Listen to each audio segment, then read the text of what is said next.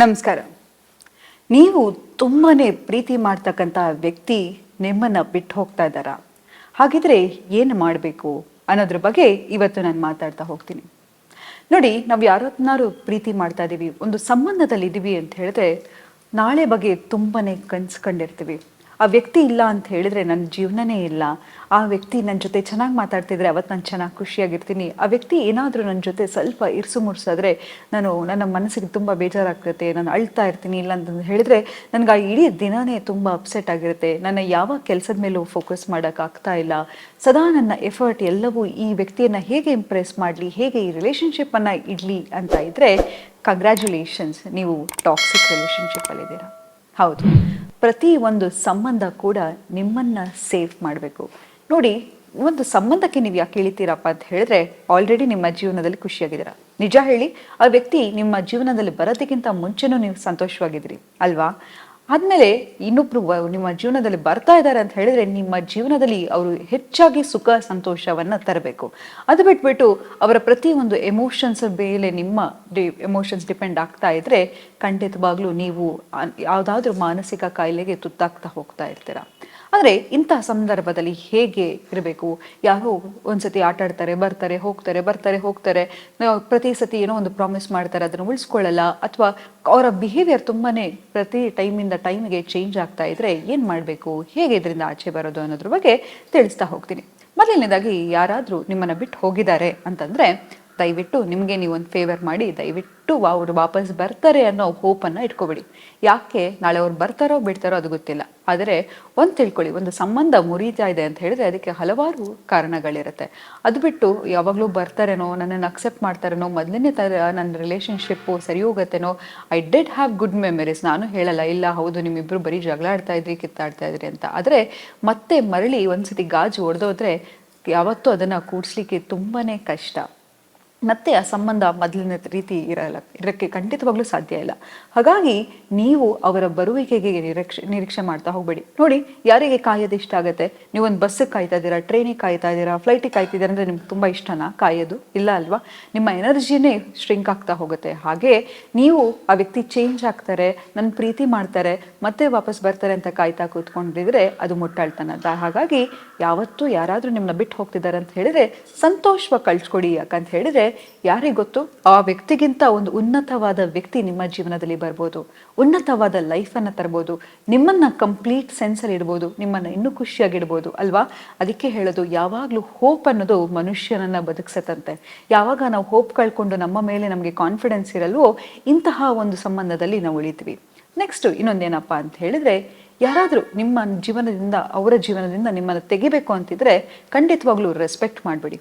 ಯಾವತ್ತೂ ಯಾರನ್ನು ನಾವು ಹೋಗ್ಬಿಟ್ಟು ನನ್ನ ವ್ಯಾಲ್ಯೂ ತಿಳಿಸೋಕ್ಕೆ ಸಾಧ್ಯನೇ ಇಲ್ಲ ಅಲ್ವಾ? ಒಂದು ತಿಳ್ಕೊಳ್ಳಿ, ನೀವು ವಜ್ರದ ಅಂಗಡಿ ಓನರಿಗೆ ಮಾತ್ರ ಆ ವಜ್ರದ ಬೆಲೆ ಗೊತ್ತಿರತ್ತಂತೆ. ಹಾಗೆ ನೀವು ಅಷ್ಟೇ, ಪ್ರತಿ ಸತಿ ಹೋಗಿ ನನ್ನ ಬೆಲೆ ತಿಳ್ಕೊ, ನೀನು ನನ್ನ ಅರ್ಥ ಮಾಡ್ಕೊ, ನಾನಂದ್ರೆ ನಿಂಗೆ ಗೊತ್ತಾಗಲ್ವಾ, ನಾನು ಎಷ್ಟು ನಿನ್ನ ಪ್ರೀತಿ ಮಾಡ್ತೀನಿ, ನನ್ನಷ್ಟು ಪ್ರೀತಿ ಮಾಡೋರು ನಿಂಗೆ ಯಾರೂ ಸಿಗಲ್ಲ, ಅಯ್ಯೋ ನಿನ್ನ ಬಿಟ್ಟರೆ ನಾನು ಯಾರೂ ಪ್ರೀತಿ ಮಾಡಲ್ಲ, ನಿನಗೆ ನಾನು ಇಷ್ಟು ಲಾಯಲ್ ಆಗಿದ್ದೀನಿ, ಹೀಗೆ ಮೂರ್ಖರ ಥರ ಅವ್ರ ಮುಂದೆ ರಿಕ್ವೆಸ್ಟ್ ಮಾಡ್ತಾ ಹೋದರೆ ನಾವು ತುಂಬಾ ಸಣ್ಣ ವ್ಯಕ್ತಿ ಆಗ್ಬಿಡ್ತೀವಿ. ಅವರು ಖಂಡಿತವಾಗ್ಲೂ ನಮ್ಮನ್ನು ಗೌರವದಿಂದ ನೋಡಲ್ಲ. ಹಾಗಾಗಿ ಯಾರಾದರೂ ನಿಮ್ಮ ಜೀವನದಿಂದ ನೀವು ಹೋಗ್ಬೇಕಂತಿದ್ರೆ ಹೋಗ್ಲಿ. ಯಾಕಂತ ಹೇಳಿದ್ರೆ ಕಳ್ಕೊತಾ ಇರೋದು ಅವರು ಲಾಸಲ್ಲಿರೋದು. ಸೊ ನೀವು ಯಾವ ಥರ ರೀತಿಯಲ್ಲೂ ಲಾಸಲ್ಲಿಲ್ಲ. ಸೊ ನಿಮ್ಮನ್ನು ನೀವು ಯಾವತ್ತೂ ಕಾನ್ಫಿಡೆನ್ಸಿಂದ ಕಮ್ಮಿ ಮಾಡ್ಕೋಬೇಡಿ. ಯಾಕಂತ ಹೇಳಿದ್ರೆ ನೋಡಿ, ಯಾರಿಲ್ಲ ಅಂತ ಹೇಳಿದ್ರು ನೀವು ಖುಷಿಯಾಗಿರ್ಬೋದು. ಯಾಕಂತ ಹೇಳಿದ್ರೆ ನಿಮ್ಮ ಜೊತೆ ನಿಮಗೆ ಅಂತಹ ಒಂದು ಅದ್ಭುತವಾದ ಒಂದು ಸಂಬಂಧವನ್ನು ಇದ್ದೇ ಇರುತ್ತೆ. ಹಾಗಾಗಿ ನಿಮ್ಮ ಮೇಲೆ ನಿಮಗೆ ಕಾನ್ಫಿಡೆನ್ಸ್ ಇಟ್ಕೊಳ್ಳಿ.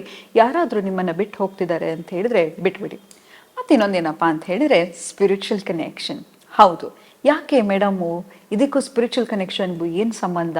ಯಾರಾದರೂ ಬಿಟ್ಟು ಹೋಗ್ತಿದ್ರೆ ದೇವರನ್ನ ಯಾಕೆ ಕೇಳಬೇಕು ಅಂತಂದರೆ, ಹೌದು ನೋಡಿ, ತೇನ ವಿನ ತೃಣಮಪಿನ ಚರಂತಿ ಅಂತ ಹೇಳಿದಾನೆ. ಭಗವಂತನಿಲ್ಲದೆ ಏನನ್ನು ನಾವು ಏನು ಮಾಡಲಿಕ್ಕೆ ಸಾಧ್ಯ ಇಲ್ಲ. ಹಾಗಾಗಿ ನಮ್ಮನ್ನು ನೋಡಿ, ಯಾವತ್ತಾದರೂ ಭಗವಂತ ನಿಮ್ಮನ್ನು ನೀವು 6 ತಿಂಗಳು ಬಿಟ್ಟು ಹೋಗಿ ಪೂಜೆ ಮಾಡಿದ್ರು ಅವನು ನಿಮ್ಮನ್ನು ಸಂತೃಪ್ತಿಯಿಂದ ಅಕ್ಸೆಪ್ಟ್ ಮಾಡ್ತಾನೆ. ನಮ್ಮ ತಾಯಿ ಬಿಟ್ಟರೆ ನಮ್ಮನ್ನು ಎಲ್ಲ ರೀತಿಯಲ್ಲಿ ಅಕ್ಸೆಪ್ಟ್ ಮಾಡೋದು ಭಗವಂತ. ಆತ ಬೇಗನೆ ನಮ್ಮನ್ನು ಕ್ಷಮಿಸ್ತಾನೆ. ಹಾಗಾಗಿ ಒಂದು ಸ್ಪಿರಿಚುವಲ್ ಕನೆಕ್ಷನ್ ಇದ್ದರೆ ಯಾವತ್ತೂ ನಾವು ಧೈರ್ಯ ಕೆಡಲ್ಲ. ನಮಗೆ ಒಂದು ಹೋಪ್ ಇರುತ್ತೆ, ಯಾರೋ ನನ್ನನ್ನು ನೋಡ್ತಾ ಇದ್ದಾನೆ, ನನ್ನ ಕಾಪಾಡೋನೊಬ್ಬ ಇದ್ದಾನೆ ಅಂತ. ಹಾಗಾಗಿ ಈ ಕನೆಕ್ಷನನ್ನು ಬಿಡಬೇಡಿ. ಯಾವುದಾದ್ರೂ ಒಂದು ರೀತಿಯ ಮೆಡಿಟೇಷನ್ ಆಗಿರ್ಬೋದು, ಪೂಜೆ ಮಾಡೋದಾಗಿರ್ಬೋದು, ಅಥವಾ ದೇವಸ್ಥಾನಕ್ಕೆ ಹೋಗಿ ಬಂದರೂ ಕೂಡ ನಿಮ್ಮ ಆರಾ ಇಮ್ಮಿಡಿಯೇಟ್ಲಿ ಚೇಂಜ್ ಆಗುತ್ತೆ. ಯಾವುದೇ ನೀವು ಧರ್ಮದಾಗಿರ್ಬೋದು, ನಿಮ್ಮ ದೇವಸ್ಥಾನ ಆಗಿರ್ಬೋದು ಅಥವಾ ಒಂದು ಪೂಜಾ ಸ್ಥಾನ ಇರ್ಬೋದು, ಯಾವುದಕ್ಕಾದರೂ ಹೋಗಿ ಅಲ್ಲಿ ಸಿಗೋತಕ್ಕಂತಹ ಪೀಸ್, ಸೆರೆನಿಟಿಯನ್ನು ತಗೊಂಡು ಬನ್ನಿ. ಯಾಕಂತ ಹೇಳಿದ್ರೆ ನಾವೆಲ್ಲರೂ ಸ್ಪಿರಿಚುವಲ್ ಕನೆಕ್ಷನ್ ಇಟ್ಕೊಂಡಿದ್ರೆ ಮಾತ್ರ ನಮಗೆ ಒಂದು ಸೆನ್ಸ್ ಆಫ್ ಪೀಸ್ ಅನ್ನೋದು ಸಿಗತ್ತೆ. ಮತ್ತೆ ಇನ್ನೊಂದು ಹೇಳ್ತೀನಿ, ಒಂದು ಫ್ಯಾಕ್ಟನ್ನು ಅರ್ಥ ಮಾಡ್ಕೊಳ್ಳಿ, ಅವರು ನಿಮಗೆ ಸರಿಯಾದ ವ್ಯಕ್ತಿ ಅಲ್ಲ. ನೀವು ಸುಮ್ಮನೆ ಜಗಳ ಆಡೋಕ್ಕೆ ನಿಮ್ಗೇನು ಹುಚ್ಚ ಇಲ್ಲ ಅಲ್ವಾ? ಯಾತಕ್ಕೆ ನಾವು ಸುಮ್ಮನೆ ಜಗಳ ಮಾಡ್ತೀವಿ?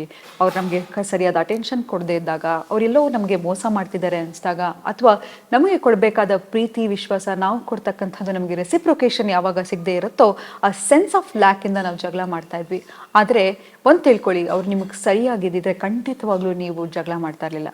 ಒಂದೊಂದ್ಸತಿ ಅವ್ರು ಆಡೋ ಮಾತುಗಳು ಹೇಗಿರುತ್ತಪ್ಪ ಅಂತ ಹೇಳಿದ್ರೆ, ನಂದೇ ಏನೋ ತಪ್ಪಿದೆಯಪ್ಪ, ನಾನೇನೋ ಒಳ್ಳೆ ಹುಚ್ಚುಚ್ಚಂಗೆ ಆಡ್ತಾ ಇದ್ದೀನೇನೋ, ನಂದೇ ತಪ್ಪು ಅನ್ನೋ ಥರ ಗಿಲ್ಟ್ ಫೀಲ್ ಮಾಡ್ತಾರೆ. ಆದರೆ ಖಂಡಿತವಾಗ್ಲೂ ನಿಮ್ಮಲ್ಲಿ ಯಾವುದೇ ಥರ ತಪ್ಪಿರಲ್ಲ. ಯಾಕಂತ ಹೇಳಿದ್ರೆ ಎದುರುಗಡೆ ಇರೋ ವ್ಯಕ್ತಿ ನಿಮ್ಮ ಹತ್ರ ಆಟ ಆಡಿ ನಿಮ್ಮನ್ನು ಹಾಗೆ ಗಿಲ್ಟ್ ಫೀಲ್ ಮಾಡೋಗೆ ಮಾಡ್ತಾ ಇದ್ದಾರೆ. ಒಂದು ಅರ್ಥ ಮಾಡ್ಕೊಳ್ಳಿ, ಅವರು ನಿಮಗೆ ರೈಟ್ ಅಲ್ಲ. ಪ್ರತಿ ಸತಿ ನೀವು ಅವರನ್ನು ಹೋಗಿ ನಾನು ಮಾತಾಡಬೇಕು, ಅಪ್ರೋಚ್ ಮಾಡಬೇಕು ಅಂತ ಅನಿಸ್ದಾಗಲ್ಲ, ಅವರು ನಿಮಗೆ ಮಾಡಿರ್ತಕ್ಕಂತಹ ಅನ್ಯಾಯ ಆಗಿರ್ಬೋದು, ಮೋಸ ಆಗಿರ್ಬೋದು, ಇದೆಲ್ಲವನ್ನು ಪದೇ ಪದೇ ನೆನೆಸ್ಕೊತಾ ಹೋಗಿ.